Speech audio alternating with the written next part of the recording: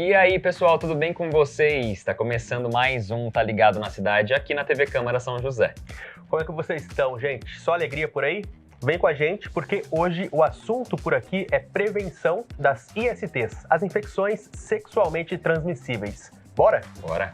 Segundo estatísticas da OMS, Organização Mundial da Saúde, todos os dias mais de 1 milhão de pessoas são infectadas por ISTs no mundo por causa de relações sexuais sem proteção. O que fazer para baixar esse número? Quem conversa com a gente é a médica infectologista Natália Reis e o psicólogo Daniel Kumerov. No quadro Câmara Repórter, você vai conhecer o trabalho da Rede Pública de Saúde no combate às ISTs. E tem ainda os quadros Tá na Rua, para ouvir os moradores da cidade, e o Atividade Legislativa, que fala sobre os trabalhos aqui da Câmara Municipal. O Tá Ligado tá começando. Bom, talvez você esteja pensando, mas não são DSTs? Pois é. Por anos, nós nos referimos a esses diagnósticos como doenças sexualmente transmissíveis. A terminologia mudou justamente porque é possível que a pessoa transmita uma infecção mesmo sem apresentar sintomas ou sinais. E é justamente por isso que é importante a gente ficar sempre atento. Mudanças como essa aí são demonstrações de que a saúde e a prevenção são temas vivos, que têm novidades todos os dias. Exatamente. E para a gente entender melhor como tudo isso funciona, estar sempre preparado para qualquer situação, né, Thiago? A gente conversa agora com a médica infectologista Natália Reis e o psicólogo Daniel Kumerov. Gente, sejam bem-vindos ao Tá Ligado. Bem-vindos. Muito obrigado. Obrigada. Natália, eu queria começar perguntando para você, hoje, esse tema ainda é um tabu? É visto como um tabu na sociedade? É, bastante. Então, assim, a gente vê tanto no consultório quanto no hospital. Então, os pacientes que chegam com essa doença, e eu falo hospital porque às vezes os pacientes chegam com casos de sífilis, por exemplo, ou HIV, hepatite, que também são ISTs. Então, isso é uma coisa importante de falar, porque às vezes as pessoas relacionam o IST como só uma secreção, uma lesão na região genital. Não, e na verdade podem ser doenças bem mais graves. E pode evoluir muito rapidamente também, né? Isso, Às vezes até de uma maneira silenciosa, né, Natália? Sim. Porque a situação vai se desenvolvendo ao longo dos anos e quando o paciente se dá conta já está num caso bem já grave, né? Exatamente. Até por isso a nomenclatura mudou. Então, se eu não me engano, foi em 2018 que teve essa mudança, porque doença é quando você já tem sinal e sintoma. Infecção não, ela pode ser silenciosa, que é exatamente isso. Então, exemplo, o HIV mesmo. É uma IST, então é via transmissão sexual, tem transmissão sanguínea, outras transmissões, mas principalmente sexual. E o HIV, a pessoa, a partir do momento que contrai o vírus, demora 10 anos para manifestar o primeiro sintoma. Sim. Então é muito tempo. Então, nesses 10 anos, a pessoa ficou tranquila, não apresentou nada, nenhum sintoma. Hepatite B é um deles também, que a principal transmissão é via relação sexual, né? Também demora anos para a pessoa apresentar algum sintoma e quando apresenta já está num estado bem mais grave. Sim. Mas, assim, é considerado um tabu hoje em dia porque as pessoas acham que ST tem cara. Então, a pessoa que pegou a infecção tem cara, tem nome, mas não tem.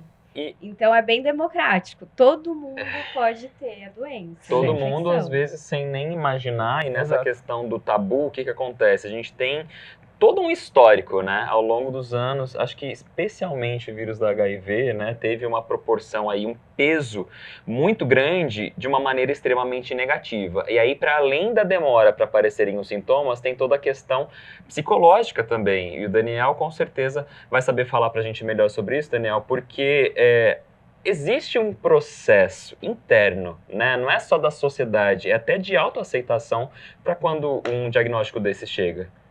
Com certeza, isso vai se formando junto à sociedade, né?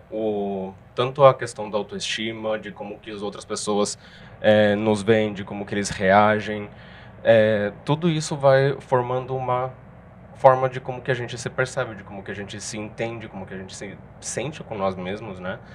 E com o caso de HIV, por exemplo, você vê que a pessoa sofre preconceito, discriminação em muitos âmbitos da vida, né? Não só nas relações amorosas, mas também dentro das famílias, né? Quando a pessoa já chega a contar para as famílias que ela recebeu esse diagnóstico, Inclusive, tem muitos relatos dentro de unidades de saúde em que a pessoa se sente discriminada, que se sente desconfortável tendo que contar isso para algum profissional.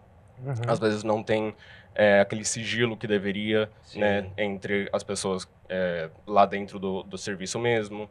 E tudo isso pode afetar diretamente como que a pessoa vai acessar esses serviços, né? De como que ela vai se prevenir, de como que ela vai buscar também alguma forma de tratar essa questão que ela está lidando. Quer dizer, na prática mesmo, né, no cuidado até fisiológico, né, do organismo da pessoa, isso também acaba sendo impactado por uma questão psicológica, né? Ela tem a vergonha ou o medo de falar a respeito, às vezes não só com a família, até com um profissional da área médica, e acaba comprometendo todo o tratamento. Com certeza. Gente, a gente faz uma pausa rapidinha nesse papo aqui no estúdio, porque chegou a hora de incluir mais pessoas nessa conversa, né, Thiago? É isso, o quadro Tá na Rua com o Vitor Krigor, para ouvir os moradores de São José. Dessa vez, ele quis saber como as pessoas se previnem das ISTs. Então, bora pra rua.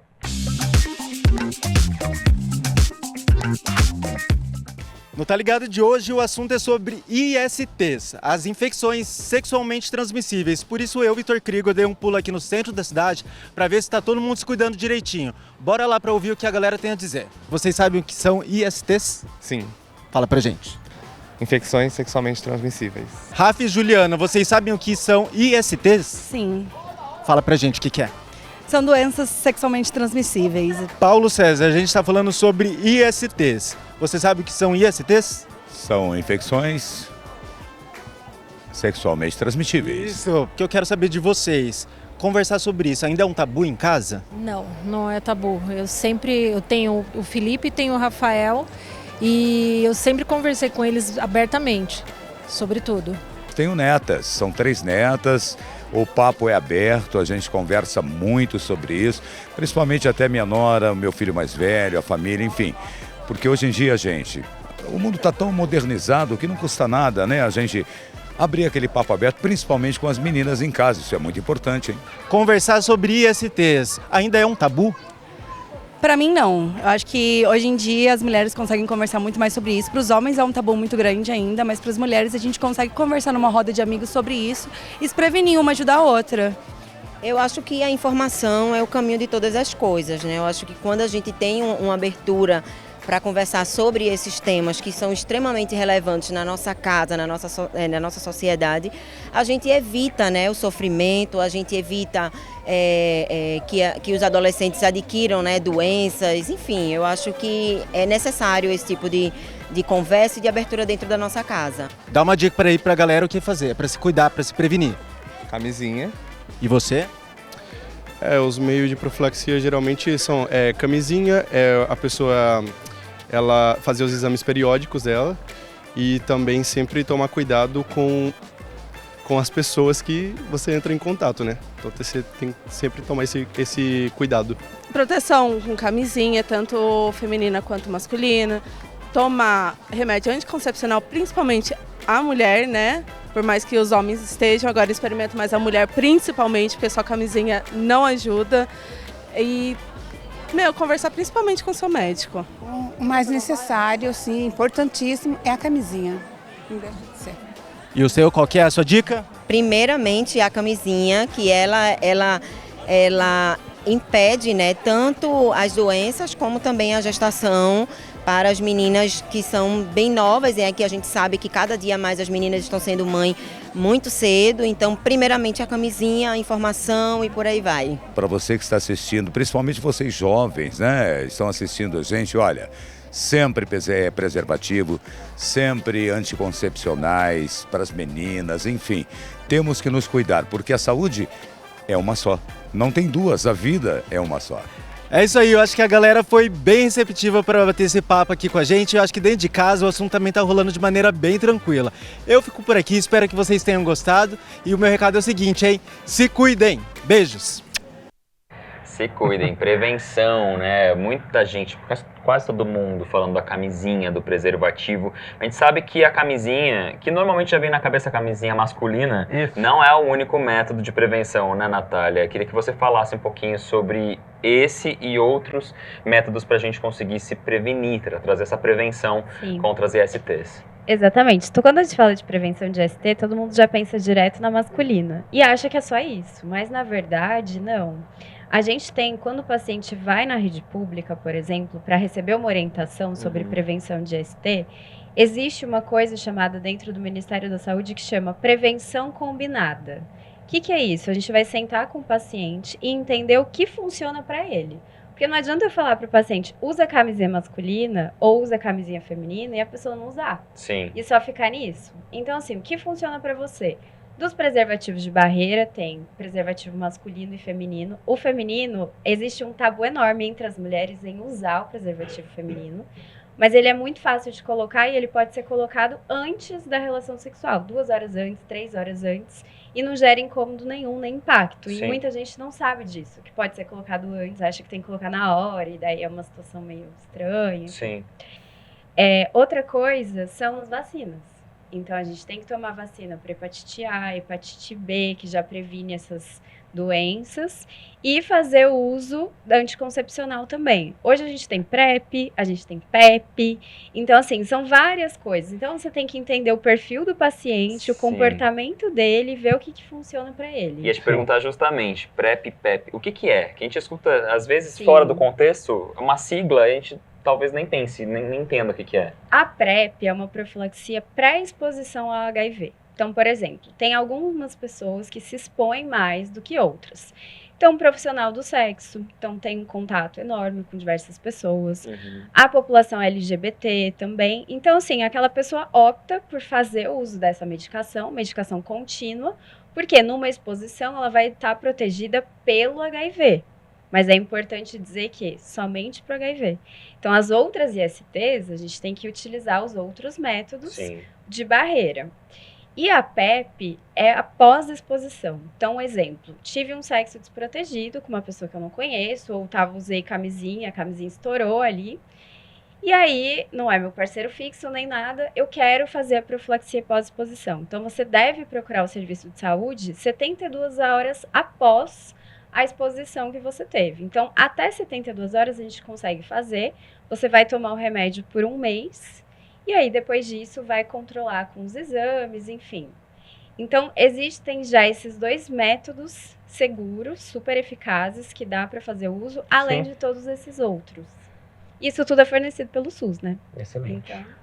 É isso. Bom, pessoal, a gente está quase indo para o intervalo, mas antes vamos falar de algo importante. O perigo de contágio venéreo qualificado, um crime que acontece quando uma pessoa transmite uma doença de forma intencional. Na forma qualificada, a pessoa tem a certeza da doença e age com a intenção de transmitir. Esse é um crime grave com pena de reclusão e multa. E a lei é muito clara. O artigo 130, parágrafo 1º do Código Penal estabelece que se há a intenção de transmitir a doença, a pena vai ser de reclusão de 1 a 4 anos e multa com valor estabelecido pela Justiça. Importante lembrar que o crime se consuma com a simples exposição ao perigo, ou seja, não é necessário que o contágio aconteça de fato. Se a transmissão resultar em lesão corporal grave, gravíssima ou morte, a penalidade pode ser ainda maior, podendo incluir penas por lesão corporal ou até homicídio.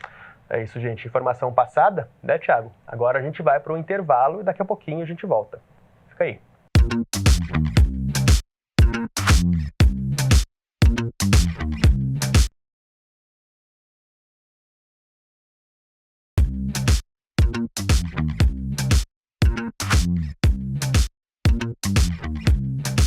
Já de volta com Tá Ligado na Cidade, hoje a gente está falando sobre ISTs, as infecções sexualmente transmissíveis. E a gente vai direto para o nosso quadro Câmara Repórter. Gente, o Vitor Krigor mergulhou na rede pública de saúde. A gente te mostra agora o que ela oferece, né, quando o assunto é prevenção e tratamento das ISTs.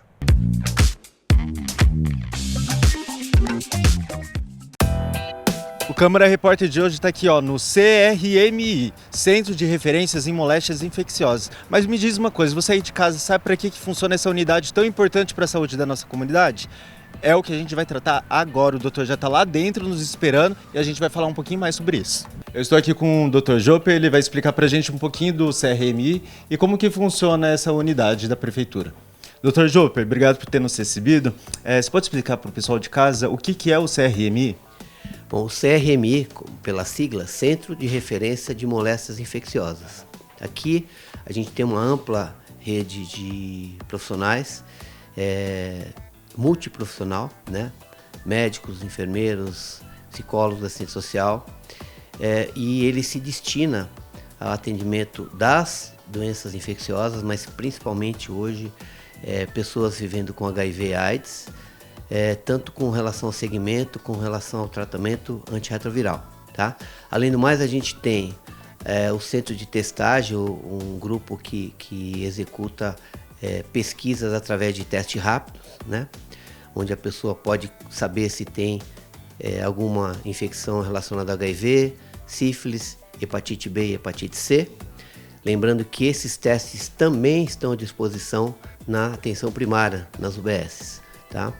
Esse teste é um teste rápido, tá? O tempo entre o pré-teste, que seria a entrevista inicial, a realização do exame e o resultado não ultrapassa aí um período de 1 hora, é uma coisa bem rápida, né?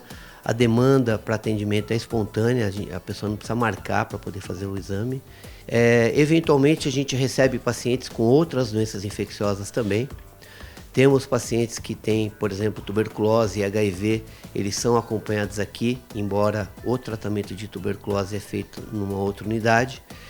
E então, assim, a gente tem uma rede grande de serviços, oferecemos diagnósticos, controle de carga viral, CD4 para avaliar o estado imunológico do paciente, especificamente com HIV, dispensação de medicação antirretroviral, atendimento para pessoas que tiveram algum tipo de exposição sexual ou com risco de HIV, que é a PEP, né?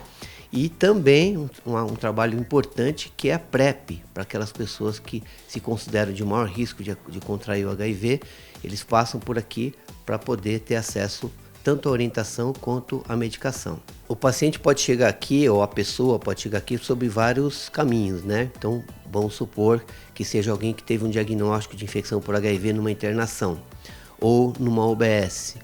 Esse paciente vai ser encaminhado para cá, é um encaminhamento direto. O paciente, a unidade faz contato com a nossa unidade e esse paciente é prontamente atendido. Se for no caso de uma pessoa que veio para esse tipo de investigação, de conhecimento de se tem HIV ou se tem alguma outra IST, através do teste rápido, isso é uma demanda espontânea. A pessoa pode vir para fazer o atendimento, a equipe está aqui, principalmente no período da manhã, à disposição para esse tipo de atendimento. Funciona a partir das 7 horas da manhã até às 17h30.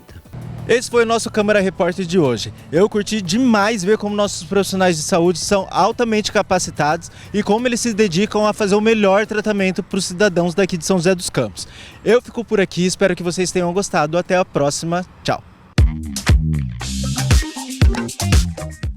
De volta com os nossos entrevistados, a infectologista Natália Reis e o psicólogo Daniel Komerov. Gente, houve um aumento, né, do número de diagnósticos num público mais velho, ali a partir dos 50 anos.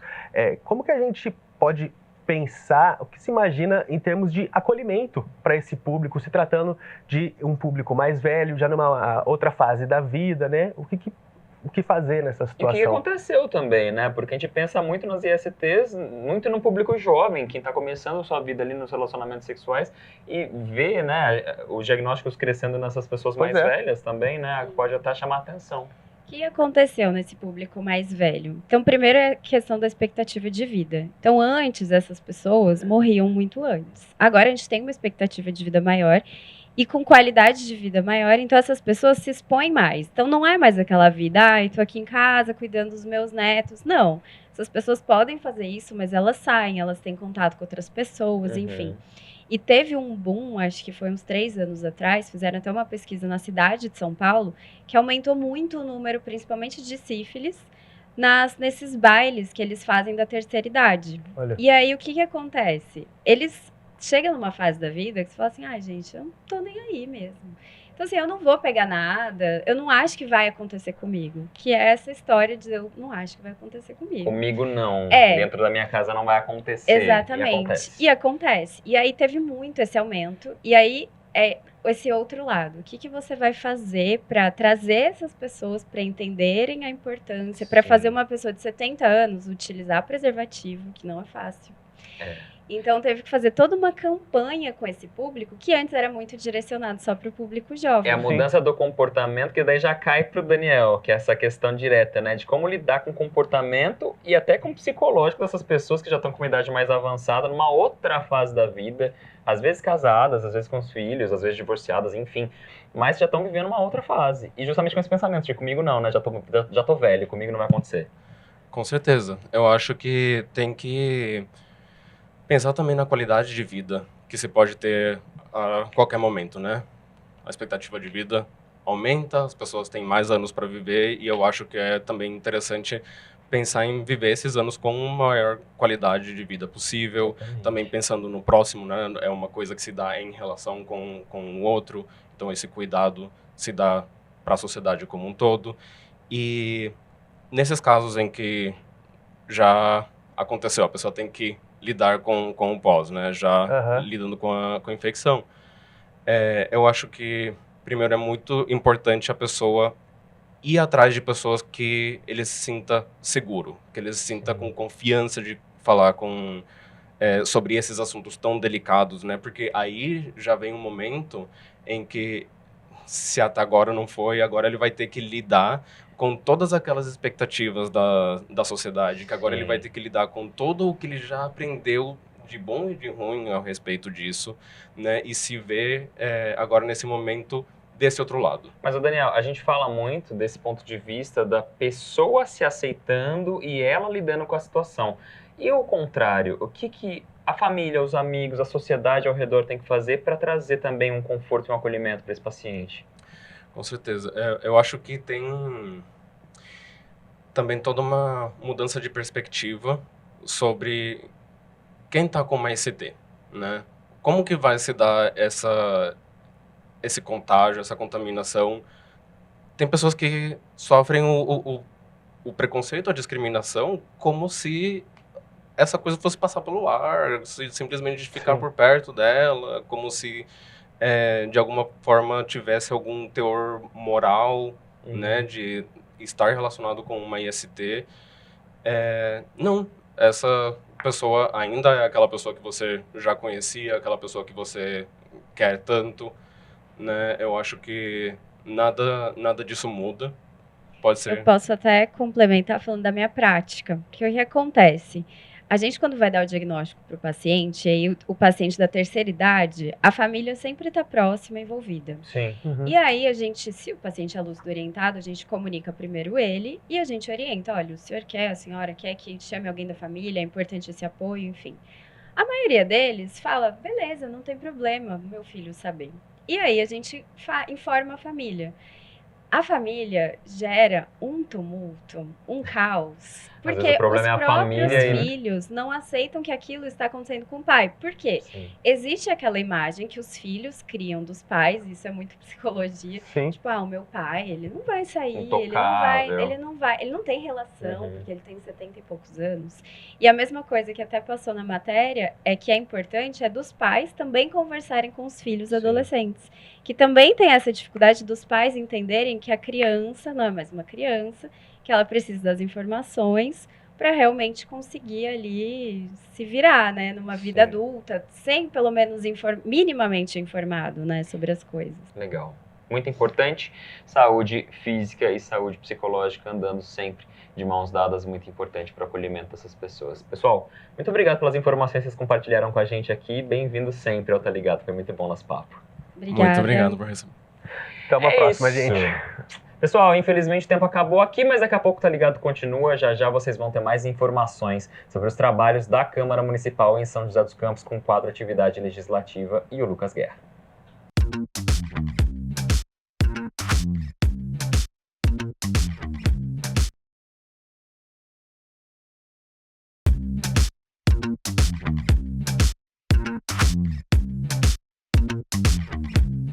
Estamos de volta com o Tá Ligado na Cidade. E antes de encerrar o programa, você vai ficar por dentro dos trabalhos na Câmara Municipal. Vamos ao quadro Atividade Legislativa.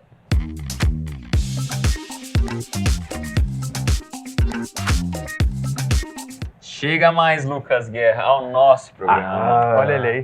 Gostei do nosso. Posso falar que o programa é meu também? Claro que pode. De repente a gente até troca os lugares uma semana. Fechado. Eu vou querer. A gente investe também, um dia eu apresento, vocês vão pro boletim. Pro pessoal que tá em casa, a gente tem um boletim legislativo. Posso fazer um jabazinho rápido? Vai, manda ver, a programação é nossa. Segunda a quinta, 2 horas da tarde, notícias sobre a Câmara e sobre a nossa cidade. Excelente. Espero vocês, eu sempre falo isso. Queria, olha só, falei. Guerra, assunto nosso aqui hoje é sério, ISTs, infecções sexualmente transmissíveis, que impacta diretamente na saúde pública. Portanto, óbvio, Câmara Municipal tem também um olhar voltado a esses temas, né? Com certeza, Thiago, Marvin, eu acho que é fundamental a gente trabalhar esse assunto num programa como o Tá Ligado, principalmente para a gente atrair a atenção dos jovens em algo tão importante que é a prevenção das ISTs. E quando a gente fala no papel do poder público, a Câmara não só debate esse assunto aqui, seja em reuniões de comissões, nas sessões, mas também com políticas públicas aí sim vindo de projetos de lei. Inclusive a Câmara aprovou um projeto de lei voltado para criar um convênio, esse projeto é do Executivo, foi aprovado pela Câmara, para criar um convênio entre a Prefeitura e uma entidade aqui de São José chamada Casa de Acolhida. Essa entidade ela tem um trabalho muito legal de acolhimento de pessoas em situação de vulnerabilidade. Eles fazem um trabalho mais específico, principalmente com pessoas que têm HIV. Então, ali é um trabalho voltado para inserir essas pessoas novamente no mercado de trabalho. Eles têm um grupo só de psicólogos para fazer também um trabalho emocional, a gente chama até de socioemocional, né? Não é só emocional, porque a gente sabe que a notícia de HIV é uma notícia que choca muita gente. Sim. Inclusive, eu cheguei a visitar, tem alguns anos, já tem um tempinho, eu não vou entregar a minha idade, mas eu cheguei a visitar a Casa de Acolhida para acompanhar um projeto incrível que eles faziam com mulheres que tinham sido detectados HIV, né, HIV positivo, e aí era um trabalho emocional, não só para lidar com aquela notícia, mas também para a pessoa retomar a vida. E quando a gente fala desse convênio, esse convênio que foi aprovado pela Câmara, é para garantir verba para essas instituições. A gente sabe que entidades públicas e entidades sociais, no caso, elas necessitam muito de verba para a existência delas, doações. Então, o olhar do poder público para ajudar financeiramente essas instituições é a garantia da continuidade desse trabalho. Um trabalho tão importante. Muito bom, muito importante. Não importa de onde a ajuda venha, o importante é que ela venha e que exista acolhimento para essas pessoas na sociedade e, mais do que isso, que exista assistência em saúde, tanto psicológica quanto, de fato, ali no Sistema Único de Saúde, através do SUS, o que existe. Então, reforçando, se você tiver com qualquer suspeita de uma IST, procure o SUS, procure a ajuda profissional para você conseguir contornar essa situação e ter uma boa qualidade de vida. Exatamente. Mensagem passada? Passada. E o programa é encerrado, infelizmente. Semana que vem tem mais. Gente, tchau, Guerra. Muito obrigado. Thiago, até a próxima. Tchau. Valeu, tchau.